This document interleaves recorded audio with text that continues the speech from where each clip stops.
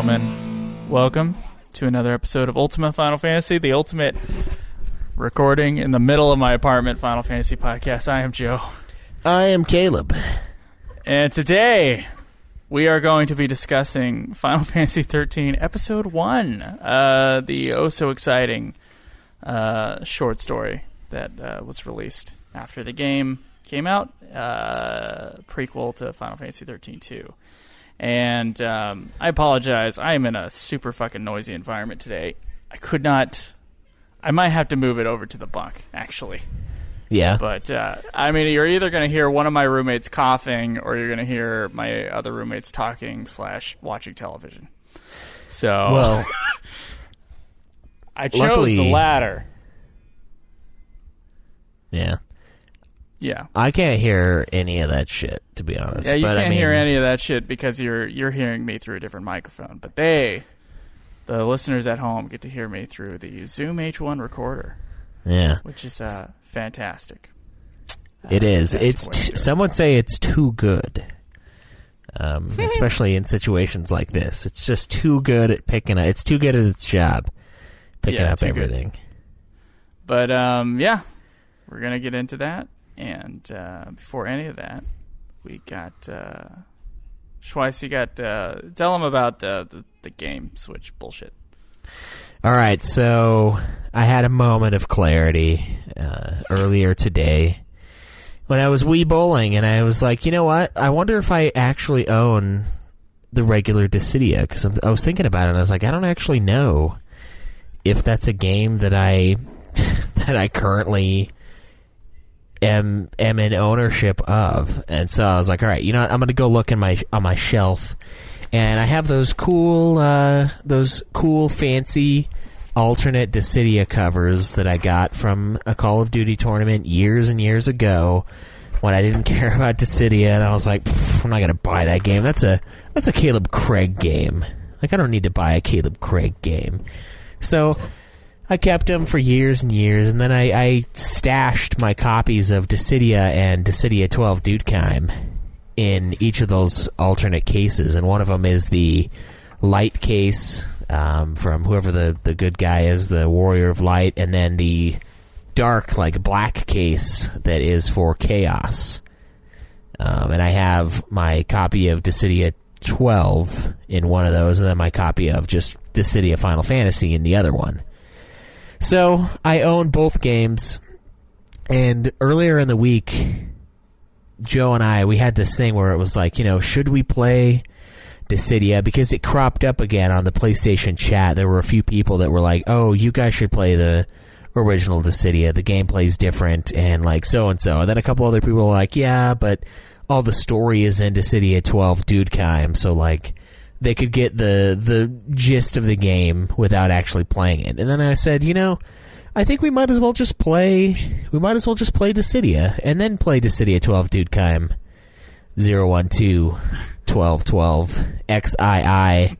That's what we should call the review. It's just like Dissidia Final Fantasy XII 012 12 12 spelled out, and then Dudekheim. It's like, do you get it yet? Do you understand the significance of the number 12? And it's like, yeah, Square, I get it. No. Do you get it? And it's like, 12, yes. Dudekheim Dose. Yeah. 12. You know, like every language is fucking. It's just how many times you can say 12 in this fucking title. And I just kind of I feel like we should play both of them, you know. We're only going to get this one chance. I don't think Dissidia is one of those games where we're going to come back to it in any sort of respect, any way in the future. I think this is kind of the one chance we get to play Final Fantasy Dissidia, and I think it would be cool to compare and contrast the different versions once we do get to the review.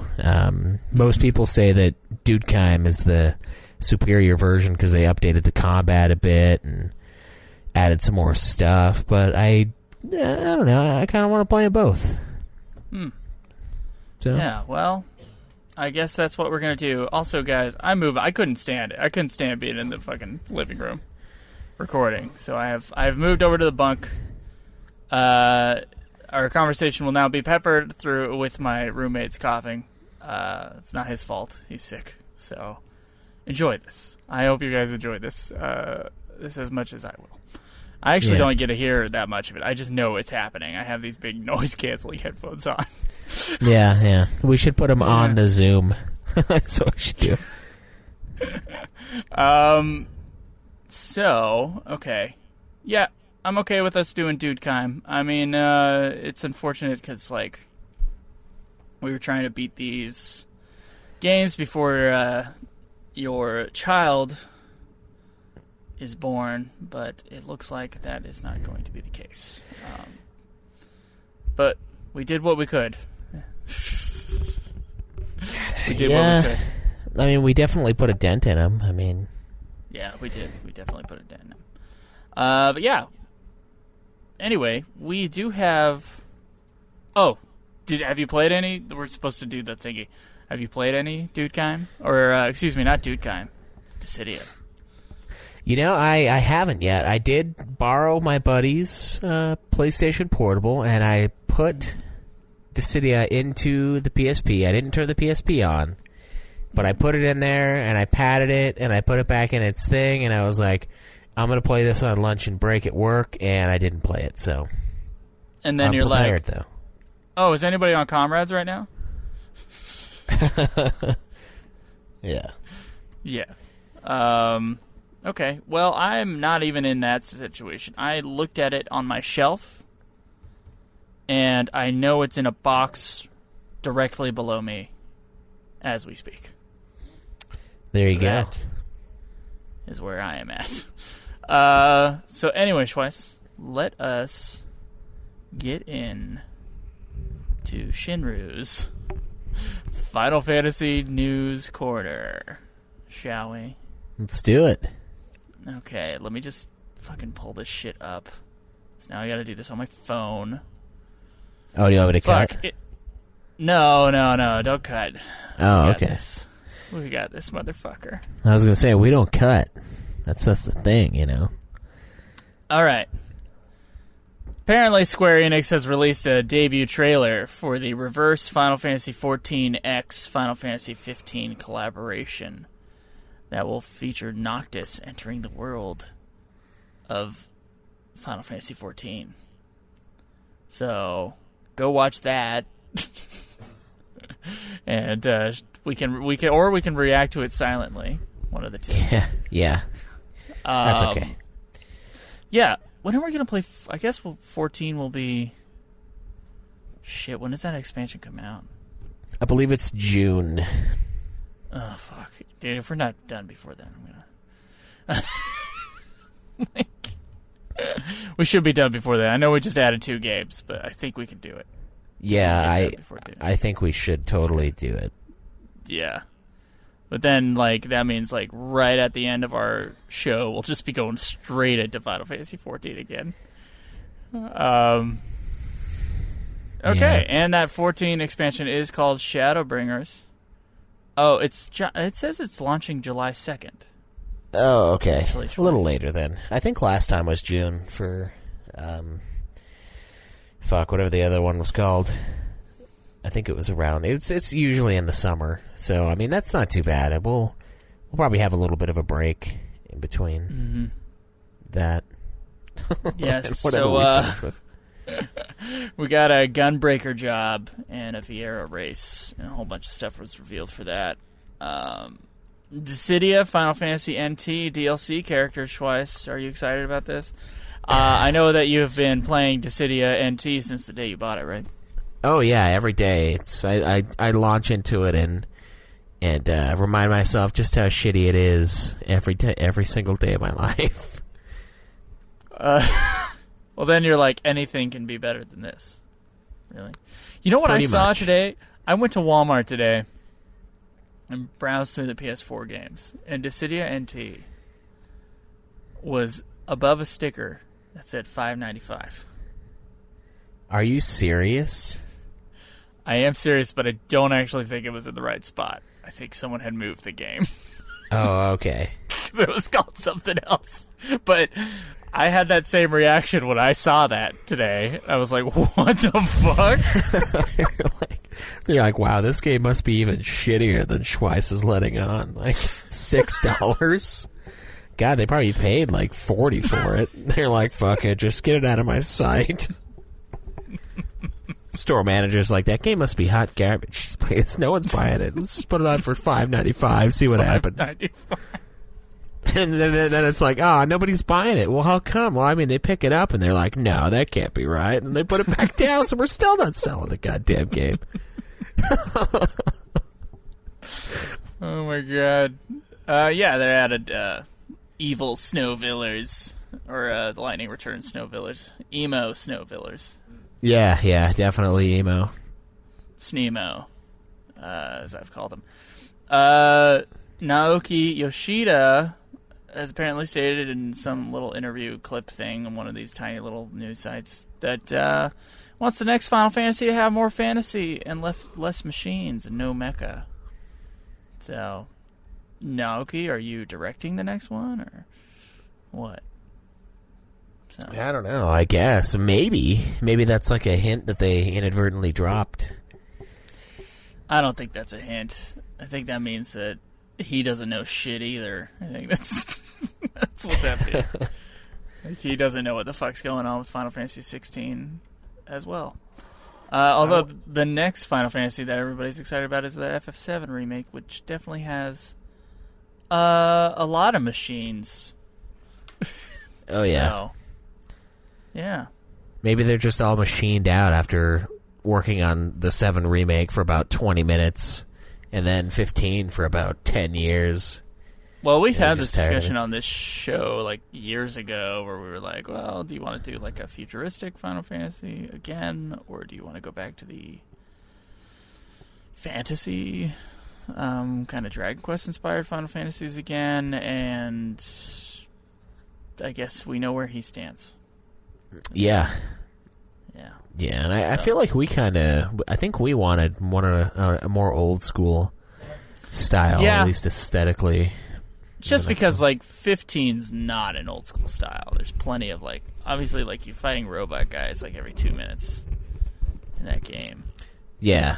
Yeah, it's like almost more robots in that than in 13, which is insane, but, like, the main enemy army is robot. 13 looks more futuristic, I guess. Yeah. I guess. Yeah, it's one of those, like, weird, sorta futuristic looking. I don't know, yeah. And then at the same time, there's just so much fishing. The least futuristic activity human beings could do. Yeah, I mean, I guess it could be like elephant hunting. That'd be a really weird mini game, like fucking poking it with the 3 guys, and like Noctis has to like land the final hits on it. I mean, you do that too. I like guess using you fight like those. An addle. Yeah. You like at the pit, the fucking spike pit. And you like lead the elephant to the spike pit. Although I suppose you do have those Garuda missions or Garula guys or whatever the hell it is. The quadrupedal plateau, those are basically elephants, right? Oh my god, what would be like the repeated phrases from the other dudes over and over again as you were like hunting the elephant? I don't know, like I mean, because we have the stuff that they say now, it's like, yeah, it's like, oh, that's a big one. Or like, oh shit, what did Gladiolus say? There was one that he would always say that was really fucking annoying. It's been long enough that I don't remember, and I don't want to remember. Something about the, like, your line. Oh, man, it's like just watch the line. Yeah, check like the line. I think it was like check the line or something. It was just like, oh, just shut up. God. It's like you made this game, you gave us a trophy, and it was like, oh, be level 7 billion in fishing. And then you gave us 6 lines of dialogue for the fishing. And if you think that's bad, just wait till you get to Comrades, and it's, you're the talk of the town, kid. Thanks for those photos. Yeah. It's like, got any bright ideas? Got any bright ideas? It's like, shut the fuck up. Shut up! We get it. You're the power plant lady. Fuck off. God. Final Fantasy XIV. New trailer and a 4-man regalia mount from the Final Fantasy XV collaboration. Oh yeah, I heard about that. That's awesome. That is pretty fucking awesome. You remember when Roxo was taking us around? He was like flying us around in his like 2-man. We were like in his little sidecar with our aviator goggles on, and like Roxo was flying us around the map. Now it's a 4-person mount, which is amazing. So somebody gets that, they can just drop our lazy asses off wherever we need to go, and we don't have to earn our way. Yeah. So some stuff was revealed. I guess Square Enix trademarked Secret of Mana, Final Fantasy Adventure, and Mystic Quest in Europe. So I guess maybe some newer remakes of those games are on the horizon. I don't know. Or maybe they're just going to correct their titles over in Europe. That'd be interesting. Yeah, we'll have to see what comes of this. It's going to be something, I'm sure. And Final Fantasy VIII celebrates its 20th anniversary on February 11th, I think. Not sure. 1 week ago. Nice. Yeah. 20th anniversary. That's kind of crazy. Like, I mean, I got the game when it was a few years out. You know, I got 8 when 10 had been released, but I just didn't have a PS2 yet. But that was only three or so years after it came out, and thinking about getting 8 and that being 20 years ago, or like 18 years ago for me getting that, God, dude, I'm starting to feel old. Like, all these big numbers from these fucking games that I played when they were almost new. Like, man, that's crazy. And it's odd that we have nothing to answer for it. Like, I kind of wish they would do this with every game. You know, you had like the 10-year, the 5-year, 10-year, 7 anniversary stuff where they like went hog wild on like the fucking media and stuff. I kind of wish they'd do that for all the games, you know?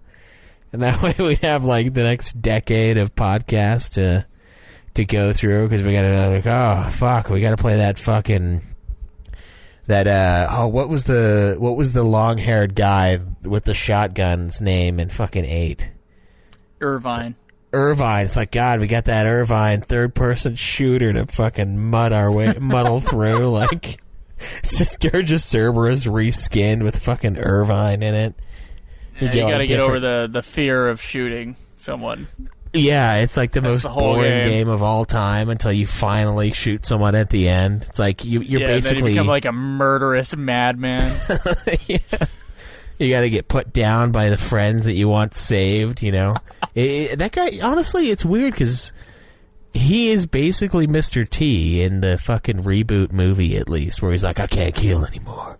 You know, and then like by the end, he finally accepts that he has to kill to save. You know, and he joins forces. What does that have to do with Mr. T? Well, I think because Barrett is Mr. T, right? He was based on Mr. T. And they didn't give him Mr. T's personality necessarily, and I think they decided, they're like, you know what? Let's give someone else Mr. T's personality, and they gave it to Irvine. You know, it's like, can't kill, can't take the shot. Not at all. It doesn't work at all, Schweiz. Oh my God, no. No. Okay. Final Fantasy IX is now available for the Xbox One and the Switch. And Final Fantasy VII, is that right? Yeah. Final Fantasy VII is going to launch March 26th. Yeah, that's kind of insane that Final Fantasy VII is finally coming to a Nintendo console. That's where all the hard feelings and betrayals truly began, was with FF7, and now it's coming full circle, and you can play it on Switch 3 hours at a time, which is what its battery life is. So there you go, guys. You can buy that game for the 30th time as well. I think, honestly, FF7 has more... I think it has, like, at least as many, if not more, ports than Skyrim does at this point. It's like the whole Skyrim on the smart fridge joke. Like, honestly, FF7 is probably even more laughable, to be honest. Like, it's on a shitload of consoles now, a shitload of different things. So, yeah. All right. So, get this. The Final Fantasy XV episode Arden DLC. It's going to launch on March 26th. And the prologue that we've been talking about for like 4 months is finally available. So we'll do an episode on that very soon. So get excited for that. And also, the most important thing, I guess, is Chocobo's Mystery Dungeon, everybody. New trailer out for that, which I don't want to watch because fuck that game. Sorry. I don't want to I don't want to deal with that game anymore. I don't want to talk about it. I don't want to hear about it. I think it sucks. I think the two newest remasters in the Final Fantasy games that Square Enix is putting out, I think they're terrible games. Not terrible games. One's bad, one's terrible. And yeah, I mean, they could just be remastering the other games, the main series games, putting those on there, getting the games that we can't get anymore, like Crisis Core and shit like that. But no, we have to put the resources into Chocobo's Mystery Dungeon, everybody. Thank you, Square Enix. Appreciate it. Yeah, I mean, you definitely... Do you think that Everybody is a better game than Crystal Chronicles, though? No. Really? You like Crystal Chronicles more than Chocobo's Dungeon? Yes. What? Yes. God, absolutely. Dude. Not even a question. Not even a fucking question. I can't agree with that. That's crazy talk. It's not. It's the most sane thing I've ever said. Yeah. The most sane thing right there. The most sane. God, how much do you hate Chocobo's Dungeon? Like, is that like bottom 5? I fucking hate it. Yeah, it is bottom 5. Next up, fucking Final Fantasy XV Kingsglaive. Oh, come on. That's just rude. You know what? It's King's... it's King's Gooch now. Oh, that's King's what it is. Gooch. Final Fantasy XV King's Gooch. That's a much better name. That's how you sell a movie. Like, if they would have called Spirits Within King's Gooch, that would have been like... You're like, well, I mean, it's rated T or it's rated PG-13, but fucking, I'm going to see this King's Gooch movie. Like, how can you not go see a movie called King's Gooch? Oh, God. So, yeah, that's how I feel about it. I don't know. Jesus, man. I mean, it's a tough game, but I don't hate it. I think the story is ass, but, I mean, we've been... plagued by stories being garbage for a while now. So your two favorite things, let me see. Final Fantasy, Chocobo's Cunt Dungeon, and Final Fantasy King's Gooch 15. Yeah. Two favorite things in this playthrough / viewing. King's Gooch. Oh, fuck, man. Next to Crystal Terrors. I don't know. Yeah. I don't know what. That one I actually like the story on quite a bit, but yeah, God, the gameplay's so bad. Gameplay's so bad. So fucking. Oh, then we got fucking dearth of surgery. I don't know. Fucking, I can't think of any more. Yeah, you're all tapped out on like. I can hardly think it all right now, man. I'm fucking Jesus Christ. All right, fuck. Speaking of useless things, you want to talk about Final Fantasy XIII Episode 1? Yeah, let's dive on in. All right. So, Final Fantasy XIII Episode 1, it's an epilogue written by Jun Aishima, which tells the events right after Final Fantasy XIII. It's also kind of a... It's like a prologue to Final Fantasy XIII 2. Yeah, it kind of segues right into it, yeah. Yeah, just remember that at the end of 13, you're watching that cutscene, and everybody's in the field, and they're all smiling, and that's kind of the end. Yeah, and then it's a good ending, in 13, right? Good in place 13 to stop. 2, you go in, and, like, Lightning looks like a fucking freak, and just, like, flying around on a horse, and it's all nutso. So, this is not the the horse with no softening name blow. either. It's the horse with Odin name. Yeah. A horse named Odin. And so, yeah, this is kind of the thing that softens that, or it's supposed to, soften that transition. It perhaps would have if we would have gotten to it before we did 13.2 after 13. You just kind of, with the 13s, you just kind of have to disconnect yourself. You know, you have to disconnect it's them, you, and everything you know about what you just did in the previous game. You have to like look at it as, okay, this is a book, and I just finished the first book, and now I'm going to open up the second book, which kind of has something to do with the first book, but really it's its own book. And then with the third one, it's just a joke. It's the like fucking come-ons and gotchas version, where it's just all over the place. I don't know. This is a good. This great. Is kind of a good segue. The cover's great. I don't know what the metaphor would be anymore. But anyway, I like how the Final Fantasy Wiki thing has. First off, I took a bunch of notes for this fucking thing, and I lost my fucking notes, which I'm not happy about. So yeah, fuck it. I'm on Final Fantasy Wiki looking at the story overview. Okay. Which is not helpful because this is really a roundabout sort of thing. So this is how it actually works. There are like 8 chapters, I think, and they're each from the main characters' perspectives, with an addition of Sarah, who's not one of the main characters in the original 13, if you guys remember, and a second Lightning chapter, which is very short and at the end. But it's directly after the events. I mean, they're all standing in the field, and we start with, like, Sarah, and she's thinking of, like, what Vanille and Fang would be saying to her. Yeah, it's a moment. I don't understand this, but yeah, that's what's happening. I don't think it's straight up telepathy like it seemed to be. I think it's just like what Lightning said later on. It was just kind of like, they've been around each other so long that they could hear the other person almost, like what they would say.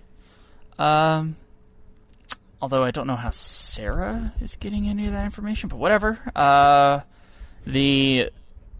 There was a big, like, revolution happening. I remember this is one of the parts of Final Fantasy XIII's plot I don't really understand. There's, like, a revolution happening between, like, the PsyCom and, like, the other army group. And I guess everybody, when they've gotten to Grand Pulse, they've kind of, like, decided to start helping each other and trying to start rebuild. And they put away, like, their past...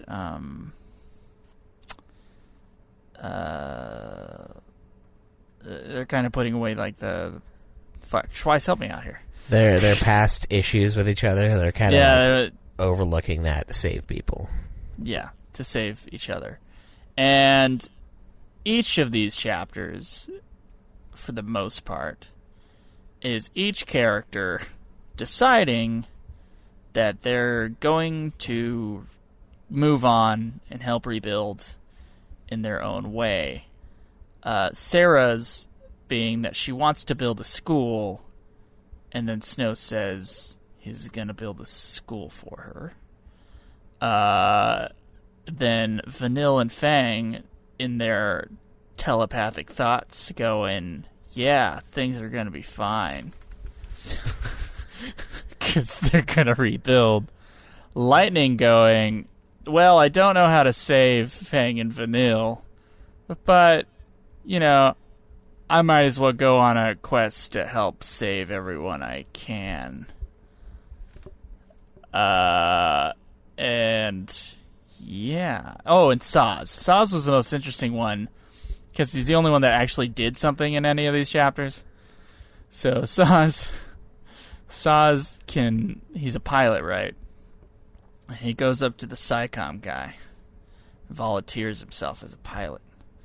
And they ask him, you know, they ask him for like a license basically. And Saz does it the way that it is written now in this English translation does not give him a license. Instead just tells him that he can fly anything. And then the SciComm guy goes, "Okay, we'll give you a military craft." Yeah. Yeah, he's like, awesome. He's like, sweet. Which is almost how we got our press passes the first year. Pretty much, yeah. Pretty much. So yeah. And at the very end, like, it's the second Sarah chapter, she does the school thing. Looks around, and she feels like lightning has disappeared. And then the last chapter, lightning is moving forward, but she doesn't know why. Like, she's on a quest for something. She doesn't know why. She doesn't know where she is. And then, ominously, the short story, I say story in quotes, ends. Twice. Anything that stuck out to you about this Final Fantasy XIII Episode 1? Also, this is way shorter than Episode 0, by the way. Honestly, it's pretty... this one was actually really boring for me. I mean, there's not a whole lot going on. Really, it's just and I think it is a decent segue into 13-2, and even Lightning Returns for Lightning's character, with the whole, like, Lightning is like, I want to save everybody. You know, and that's what Lightning Returns is you saving everybody from the end of the world after the world, like, time stands still and all this other weird shit goes on. I liked how it did that. I liked how it sort of showed what happened and how we were able to get to 13-2. Because 13-2, after playing 13, like, doesn't really make a whole lot of sense. You know, there's a whole paradigm shift between a lot of these factions in the games, where they were once major enemy players in this fight, and now, like, this thing is said, like, all of the guys from SciComm and the Guardian Corps and the Cavalry and all that other shit are really helping out. And they're kind of trying to rebuild civilization after the fall of Cocoon, you know? And so all of that stuff I thought was good. I think it's kind of a good tone setter for 13-2, especially after the events of Final Fantasy XIII. But overall, honestly, this is one that is probably the most skippable so far. I have been kind of mostly surprised by the Final Fantasy XIII novellas that we've been listening to, read by our good friend, the Scott Spot, on his YouTube channel. This is kind of this one's just kind of boring. It's just kind of dull. It's just a bunch of people talking about their feelings and, like, how they get these, I got this strange feeling, and, like, all this, I feel like they're thinking this right now. It's like, what the fuck are you talking about? I feel like we're no longer going to use guns. That was one of my favorites. I was like, that's a really dumb feeling.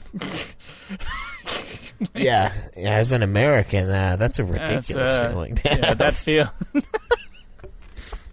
I don't understand. Why would you not use the guns?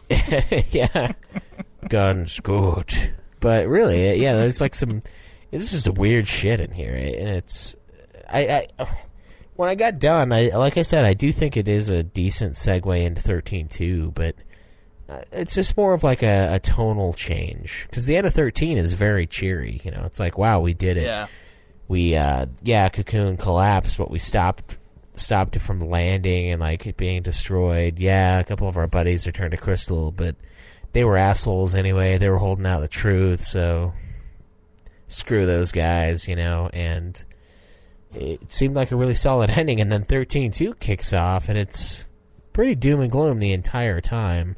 Yeah. Especially at the very end of the fucking game where, Sarah just gets KO'd and the world just kind of goes to shit. Spoilers for a game that's 8 years old. Yeah.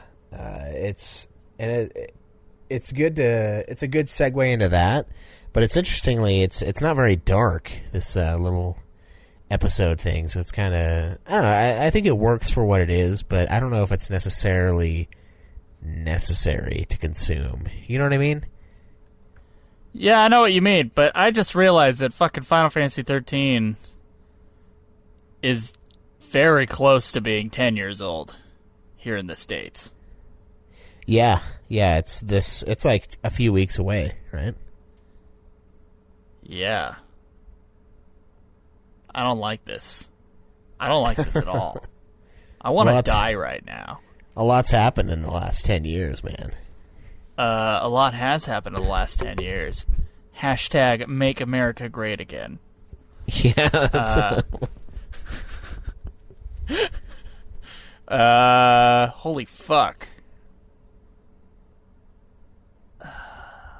Everybody take that in. Yeah, moment of silence for the last decade. Remember that midnight release? I do too. We were both there. Yep. That was before we were really like friends or anything. Yeah. You were just one of those dudes that Craig for some reason hung out with. So let me ask you, Schweiss, have I been a cunt for 10 years?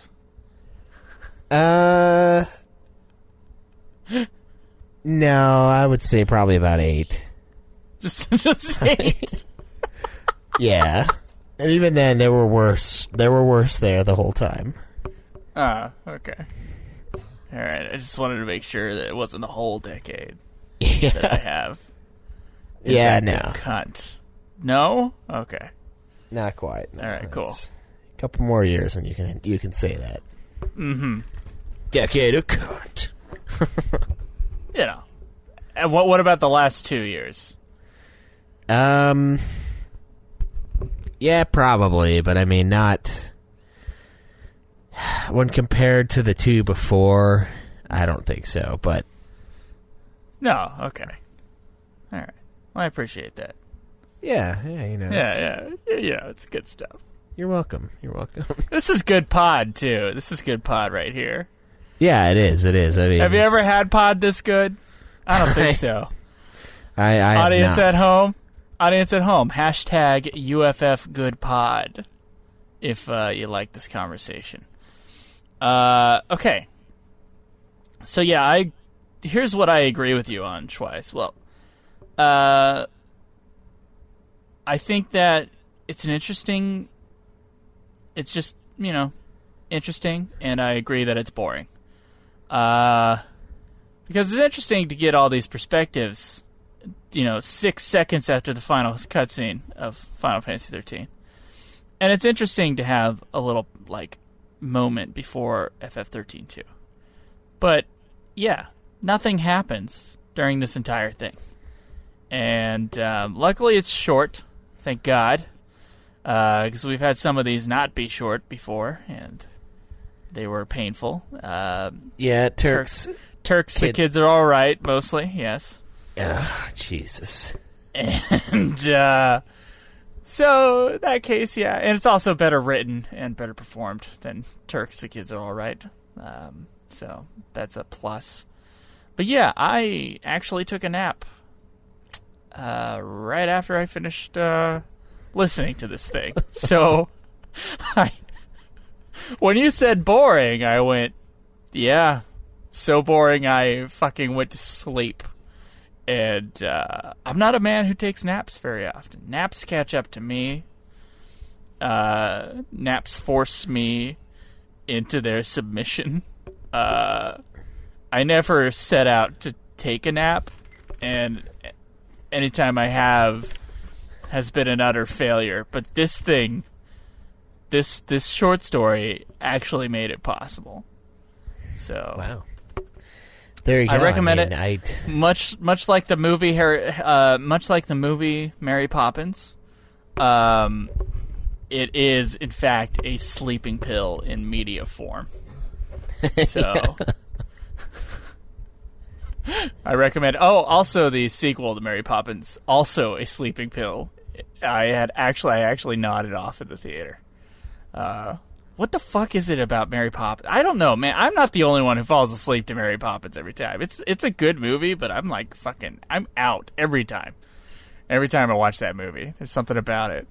It's like I start hearing about Tuppence, and then I fucking am. I'm laid out. Tuppence is like a sleeper cell word. It's not that you're going to sleep; it's that you're becoming like a Russian sleeper agent. You're like going and assassinating some high-profile politician. I'm a Manchurian candidate. Yeah, it's just like Tuppence.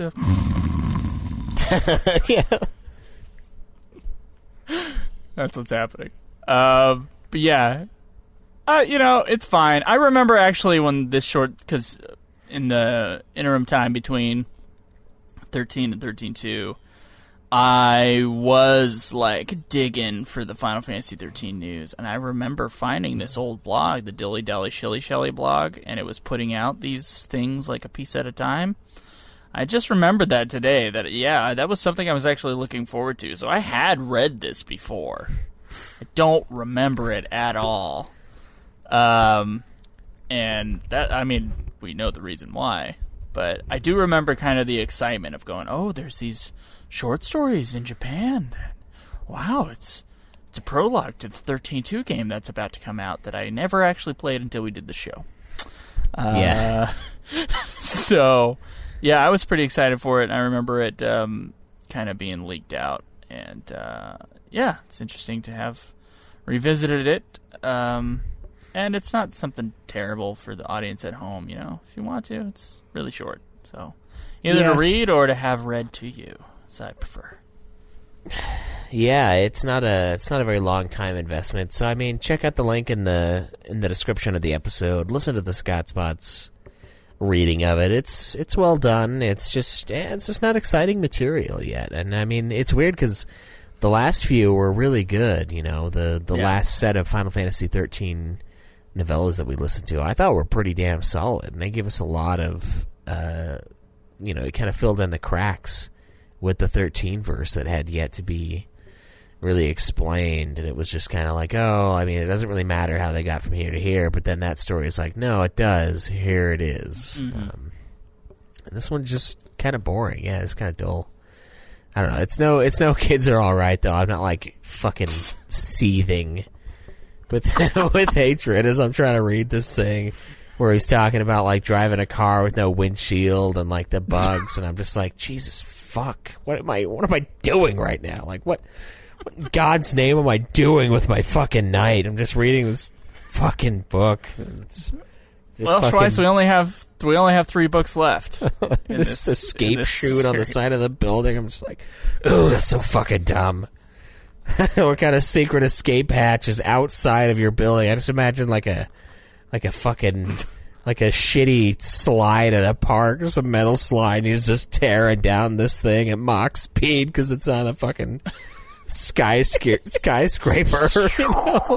Either that or it's like it's a water ride and he's got a tube, and the whole time down he's just like, woo! He's having the time of his life trying to secretly escape. Oh, just like the rug that's underneath his chair, his rolly chair in his office, is really just like the fucking rug he has to put in his water slide in order to fucking...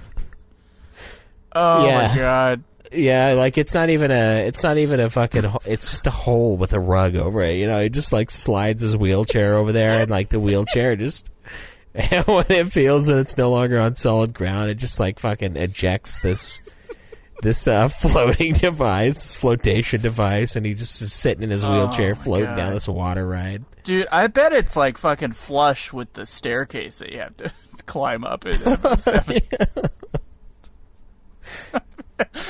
It's just going around in circles. Like, oh, man.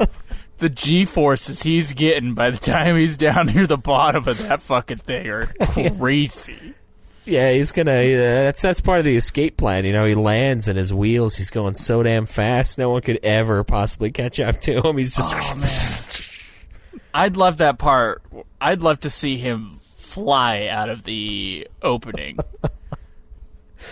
Yeah, that's what I would love to see. Just be one that's of those. Really. Oh fuck, dude! That's why he's in the wheelchair now. Fucking broke his fucking bones after flying like 15 feet through the air. Yeah, it's not because of the geostigma. Everybody knows that doesn't put you in a wheelchair. No. It's because he broke every bone in his body being Evel Knievel off of that fucking water slide that he attached to the side of his fucking skyscraper. Yeah, fucking spinal injuries. You know how hard it was for him to stand up and admit children? Yeah, that's an Oscar performance right there. An Oscar winner right there. That was some fucking willpower to stand up. Fuck. Guy's got more pins in him than fucking Hellraiser. I can just see it too, like when he flies out of the thing. It's that little anime thing, you know, where after he goes off into the distance, you just get that like bright flash and then the sound. Like I'd love a little twinkle star as he goes into the distance. Ding. Yeah. The twinkle star, of course, meaning that, you know, he's hitting the ground somewhere over there. He's fucking fucked up after that shit. Yeah. You think some, like, tree branches slowed his fall? I think so, yeah. I think so. Had to. God, yeah. So it's not that bad. Nothing. No, it's not that bad. Few things that I've had to endure for the show have ever been that bad. I think Turk's Kids Are Alright is pretty fucking low on the totem pole of things that we've done in the name of Ultima. Oh my god, dude, it was so unreadable. I remember what I had to do now. Schweiss, I don't know if I told you this, because I don't know if I had the courage at the time to tell you how I made it through that novel. But there's like a Google text-to-voice thing.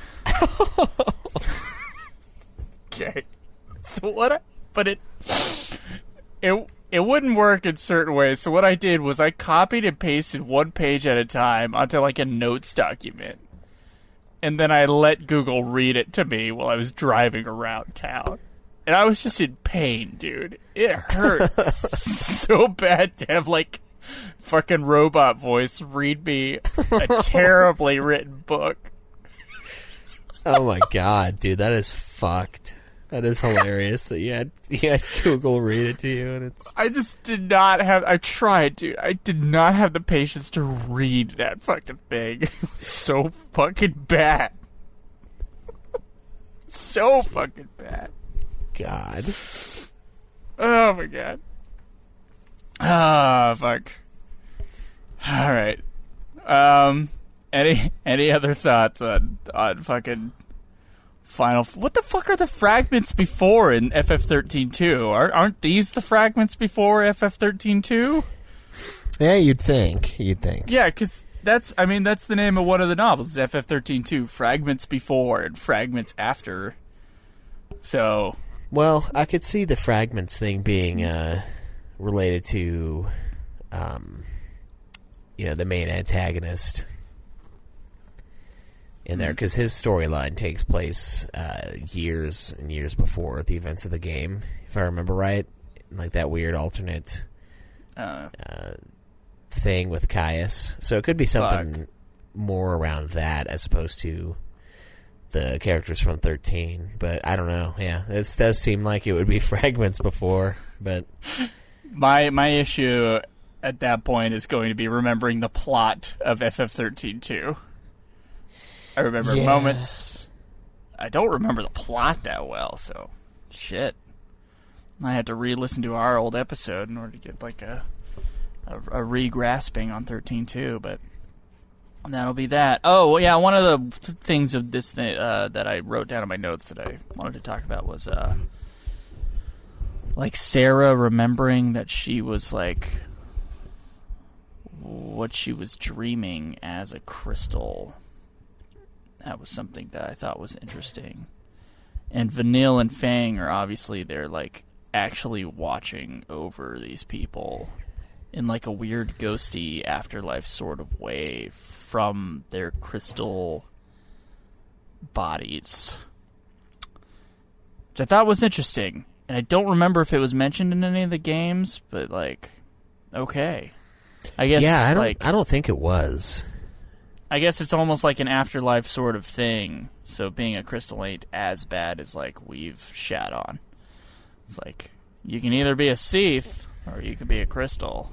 It's like either way you're dead. Okay. Yeah. What's the upside to doing what the Fal'Cie want? I don't get it. Yeah, I mean, I guess they can call on you again later. Is kind of the only shred of hope you have, I suppose, as opposed to just getting mowed down by lightning or fucking Sarah when they need level grinding. Yeah, that's what happens to all the Seath. It's become fodder to their level machines.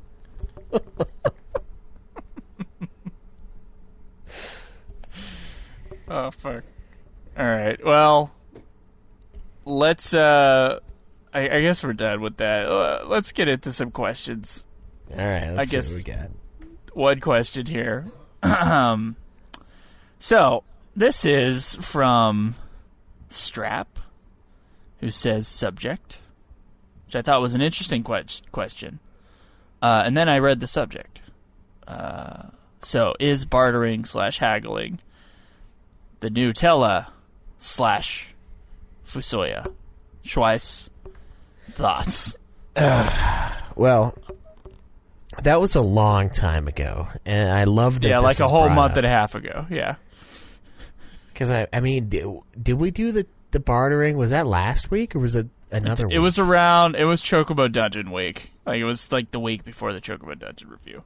Okay, so it went from referencing a review of Final Fantasy IV all the way back in 2014 to an off-week and America episode. Was not even made great then. No, yeah. Yeah. No, that was a long time ago. So I applaud this man listening to not just our reviews, but our off review weeks as well. And to draw that conclusion it is fairly easy. I think everybody falls into the mindset of, because like when you think about it, bartering and fuck, what was the other one? Haggling. Yeah, they kind of have the same sort of. They feel like very similar words, and in a lot of ways they are. But I mean, with the barter thing, it's more of a, like you looked it up. It's more of like that's what old economies used to be. It would, instead of, hey, I'll give you $20 for that flat screen TV you're not using anymore. It was, well, I don't know. We didn't have money at this time, so it was like, well, I have corn, and I produce more corn than is necessary to feed my family. Mm-hmm. Thus, I will barter. So your name is corn. Jonathan Davis. Yes. Yeah, that's okay. Yeah. It was a great joke for the corn fans out there. Thank you. That's right. You're welcome. That's right. I produced way too many singles, and before I said fuck that, I said, you know what? I'll give you one of my singles off of this new EP for a bassist that doesn't play with his hand underneath his leg and the bass between the two. And you say, oh my god, I have a bassist that just plays the bass, and we make that trade, and that is thus the bartering. I think it's, I don't know, it's almost like it's similar in a way. And I mean, Fusoya and Tella are very similar in a lot of ways. They're the old man mage character in two games that are two very different games to be. Taking care of kids, yeah. They die, they're kind of they live on in one way or another. Tella with his, he's got his afterlife scenes, where you see him as a ghost like a couple times, and then Fusoya as as the little girl, as Krele. That's how he lives on, is as Krele. Yeah, because she takes all of his jobs. Yeah, yeah, I guess. Yeah, sure. The evil Krele takes all the hard work and Fusoya jobs. Mm-hmm. But that's sort of similar in that way. But I don't know. I think bartering and haggling is probably more egregious.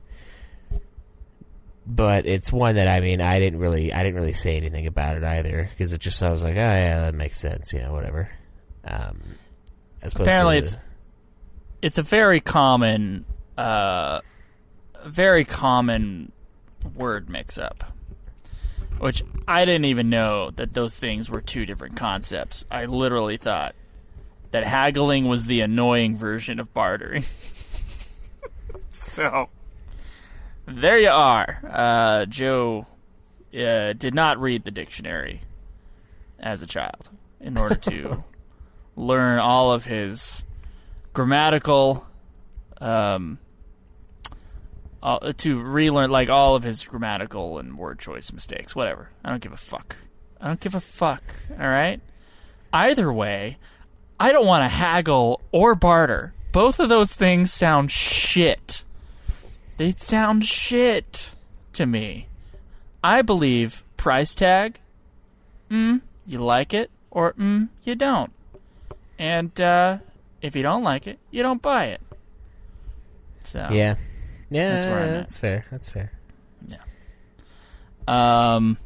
But yeah, so that's it's now that I know the definitions, I'm gonna be very careful to say it correctly. Same with the Fusoya Tella issue, but one of those things I'm going to say more offhanded while talking about a fucking Final Fantasy game. And the other one, I have to bring up in a very different context. So I feel like I'm going to be a lot better with the haggling and the bartering than I will actually be with the thing I'm supposed to be fucking knowledgeable in. But whatever. Yeah. How often does Tella and Fusoya, how often do those come up in the normal day-to-day conversation? They don't. Yeah, so. Never unless they're brought to us by a listener, of course. Yes, of course. But yeah, no, it's not going to become the new Tella Fusoya. It's just a mistake. Yeah, one could say, though, when we were talking about this, I talked about how I sort of talked the price down on the Kingdom Hearts games inadvertently when I asked him how much they were, and I just said, all right. And then he's like, or 10? I was like, well, I wasn't going to buy them before, but now they're pretty cheap, so sure. And so, you could say that he bartered that $5 worth of my hard-earned cash for my further appreciation of his store and what he's trying to do. So I bartered points in my life and my opinion of this place for money. It's funny. I was talking about this with someone else today. I read that book Sapiens, which talks about human need for story, basically, and how stories are used, and the story of money. We all have to believe in the story of money, or else money does not work. I would say that, with that being the case, I think that the word bartering, the word haggling. Fuck, I've already fucked it up. The word haggling should not even exist, because really, the money concept, the imaginary money concept, in whatever form that takes, whether that be gold or coins or cash or credit, it doesn't actually physically exist. The only physical thing that exists is the motion of the card or the paper cash. And you, as the buyer, and you as the seller are the only thing that are giving that any value whatsoever, because you simply believe that it has value. And therefore, whether it's corn, CDs, or if it's cash, it is one thing being traded for another. Yeah, exactly. Yeah, and you get that with like rare without coins. A price tag. So fuck that shit. All right, go ahead. Sorry. You get that with rare coins and rare games and rare anything. It's what you, and a lot of it you can kind of make the market whatever you want. You know, you can set the price as to what you think this is worth, and people can either choose to believe that or choose to not believe that, and you'll get undercut and someone else will buy it. But like the reason why rare games are worth a lot is because people believe they're worth more money because they are rarer. It's not that they're technically worth anything more than the other game that has a booklet, a double-sided jewel case, a slip, and 2 CDs in it. It's the fact that everyone believes it's worth more because they made fewer of them. That's not really, it doesn't make it inherently worth more. It's just the rarity concept, the idea of rarity and rareness that makes it more appealing. Because everyone wants to have something different, you know. Everyone wants to have something that not everybody else has, and so we add value to that. We create worth to that. So yeah, that makes a lot of sense. Yeah. Also, people who think we should go back on the gold standard don't realize that that's also a story. That gold is worth something. Yeah. And that imaginary money in paper form. I think Comrades hit it right where something. it needs to be. We need to start doling out kilowatt hours, and that's how we pay for everything. Hey, you know what? That's a good concept, because kilowatt hours are something, right? Yeah, it's like mining for bitcoins, but instead you've got like a hamster farm, and you're mining for kilowatt hours, you know? It's kind of like food. Food is something real. Yeah, so fuck it. We should barter, is what we're saying. No, actually I'm not. I'm saying let's all believe the story of money and the story of price tags. Because I don't want to fucking deal with the emotional cost of haggling and or bartering. So okay. All right? Fucking done with that shit. There it is. That should be a correction segment, honestly, if anything.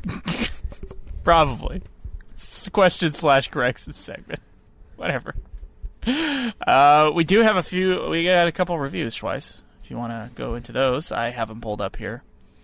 One of these we might have already done. It's just been so long since we've done reviews that I'm not sure if we have, but this was from Jangles87. 5-star review, says, finally left Stitcher.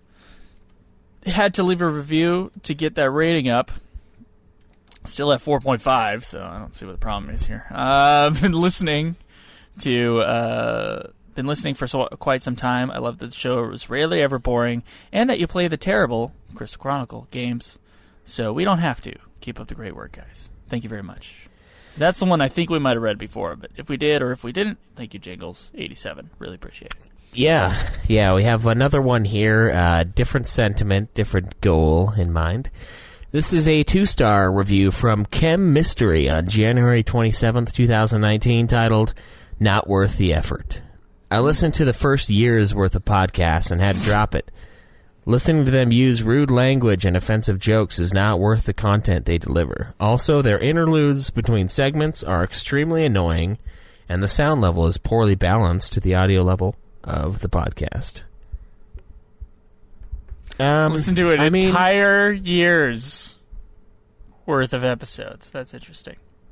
Yeah, that's I think it's weird to say it's not worth the effort. Like, how much effort did you really put in clicking next episode on your fucking listening device? It's like, oh, such a chore to listen to this. So that part's a little weird. I get you with the rude language. That part's not really for anybody. offensive jokes. Yeah, but like, I mean, Super Sexy Swinging Fanfiction was like episode 3. So why did you listen to an entire year's worth of the show after that? If like that's one of your sticking points, right? Yeah.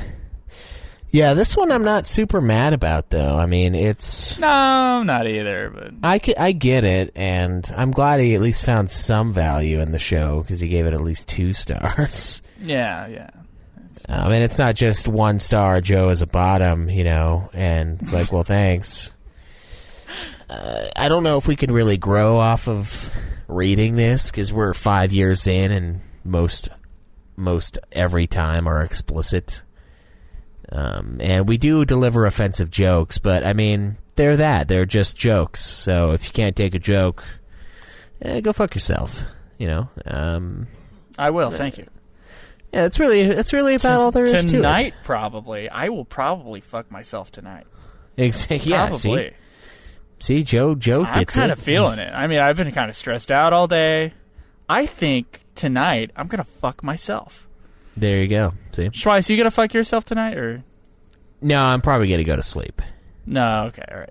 Without fucking myself. Yeah. All right. Interludes between segments. I don't know why they would be annoying. At the sound level being poorly balanced, that's whatever. That's. We've had good times, we've had bad. I've had my share. Yeah. But the woman that's something better, man, still don't seem to care. Yada. Yeah. That's honestly a really weak Zeppelin song. It is not a great Zeppelin song, and that's how Mothership starts. Yeah. Not worth the effort. Track 1 of Mothership. By Schweiss Mystery on February 19th, 2019. I listened to the first song, and I gotta say, not that catchy. Kind of boring. Sort of annoying, in fact. 2 stars. Yeah. I don't know. I like to get real good pissed. Godsmack material, right? Yeah. Very good. I like to get real pissed at the low reviews, but this one I don't really mind it. It's just, sometimes it's just not your cup of tea. And that's unfortunate, and I wish you would have listened to more of the show, because I feel like after our first year, we really started knocking it out of the park, personally. And it's not that our first year was bad, it's just we became better at podcasting. We became better at doing what we do week in and week out, so it's unfortunate to see someone leave before we truly came into our own, but at the same time, a lot of the problems he had with the show in that first year are still here. So, it's just not always going to be for everybody. So, guess not. We got one from Beth Poe, which I don't think we've read. And if we have, I'm sorry, but it's a good review. So it's 5 stars. So I'm going to read it. Beth Poe says, great gaming podcast about all things Final Fantasy. Says, I stumbled upon the show searching for gaming podcasts. Final Fantasy is my favorite RPG series. I've been listening for over 2 years now, and it's been great. It takes a while to like the show, but it's been great. No, about 2 years. Read this one. We did read this one. I remember this. Their best shows is when they do the reviews on the games. And once I heard an episode about their gaming review of Final Fantasy XIII 2, I've been hooked since. The only episodes I don't like is when they get the mobile crew in for the mobile games, and they have different hosts. If you want the best Final Fantasy podcast, then this is the show for you. I guess, with the exception of the mobile crew. Poor guys. I've tried to listen to a few other podcasts on Final Fantasy, and they are boring. This is clearly the best podcast. Yeah, even if we have read it, which I'm pretty positive we had, and probably with the Jangles one too. Fuck it. Thanks, guys. We appreciate it. Thanks again. Really appreciate it. Yeah. But thank you to the mobile crew for existing. Yeah. Yeah, no kidding. It gives us a way to say, oh, we've done it 5 years without a break in episodes. Sort of truthfully. Damn straight. We can say that. So I'm okay with that. Speaking of us doing podcasts, there is a new episode of the Lipstick Panel with Schweiss and I and some people. discussing what I believe is the greatest metal album of all time, And Justice for All by Metallica. So, if you want some more Metallica discussion, please check out that episode of the Lipstick Panel and the other episodes we've been on. Of course, 2 of them are in this feed, but another one we did Megadeth's Rust in Peace. So check those out. Yeah, please do. It's a lot of fun. What are you going about? Yeah, man. That Greg is just he just lives to anger me. I think he was put on this earth to make me mad. Because he asked me in a message earlier, because I'm doing the thing on Nude Clan, like the Big Four, the battle of the Big Four, basically. We're ranking their albums against each other. And he was like, hey, does the Slayer cover album count? And I was like, no, just skip to the next album. And he's like, oh, it's a shame. Slayer might have not been in last place for one of them. And I'm like, what?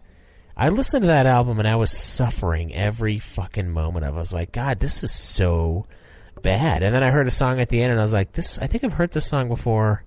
This might be a cover album. And it was a punk cover album. And I was like, God, no wonder I hated it. It's fucking punk rock. Slayer did a cover album? Yeah, it's called it's Undisputed Attitude. It's a full album of covers. It's all punk covers. Oh wow, Metallica's cover album's awesome. Yeah, theirs is insufferable.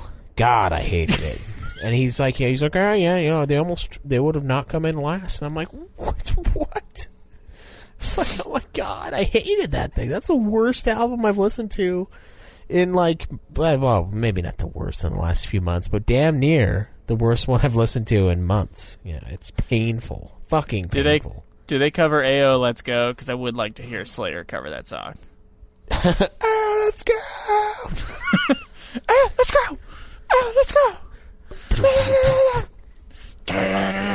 It's like a 30-second song. Yeah, let's go! 30 seconds. Let's go!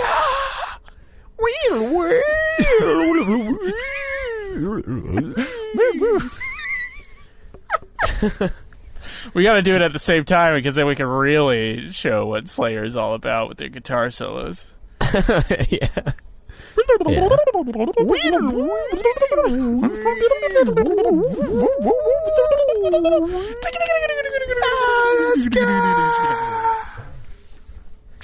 God, that sounds that would be amazing. I wish they would have done that. Unfortunately, no. That is not the song I recognized. Was it like Misfits and shit on there? The one might have been like a Misfits. It was some band, but I had heard the song, and I was like, this isn't their song. And then I was like, oh, none of these are their songs. Thank God. But yeah, it's that guy. So if you want to hear his opinions on metal, there are a couple great episodes of the Lipstick Panel out there. And speaking of other people being on the Lipstick Panel, Drew from the Godzilla podcast, another podcast on our wonderful Geekdom Entertainment Podcast Network. He was on an episode talking about a Gojira album, so you know, listen to that one, see him get torn apart by two guys that should not be listening to Gojira, and yeah, check out the Godzilla podcast. It's a podcast that's long running. It's been, 3 years now, I think? Something like that. Slowly going through it. Yeah. Yeah. You guys are still going semi-strong. It's been a little while since you put an episode out, but there's a pretty beefy backlog if you're into kaiju, old Godzilla films. We have Nude Clan, the sequel to Ultima Final Fantasy, where Joe and I initially, and then Caleb, Craig, and Cameron, good friends of ours, talking about all things video games. Joe has moved on, of course, but the show is still going strong and weekly. I've moved on to Ultima Final Fantasy. Yeah. Yeah. I have a not Godzilla, Game of Thrones podcast, a song Game of Gods. and Johnson.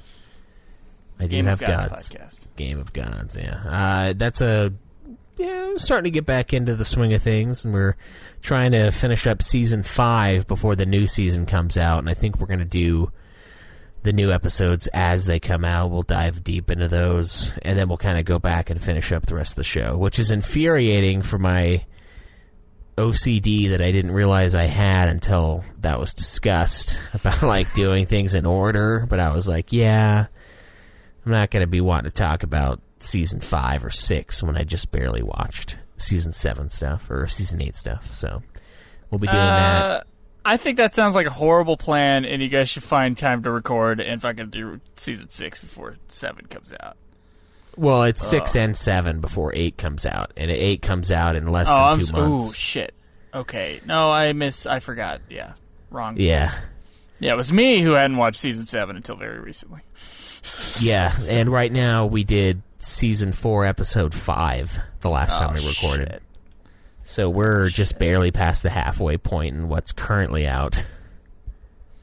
So I don't know if we can do it. I know it sucks. It sucks, but it, like, can't not talk about it. You can do first impressions. That's what me and Drew do when a new like monster movie comes out.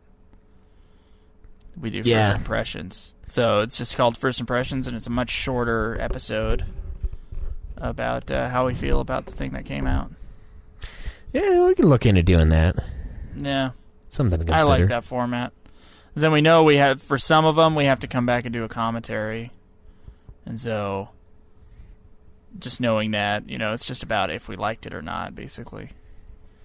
And us kind of discussing it. But when we do the commentary, then it's going to be like the deep dive. Yeah. I just think it's going to be tough with something like that where it's episodic, and we know how it ends.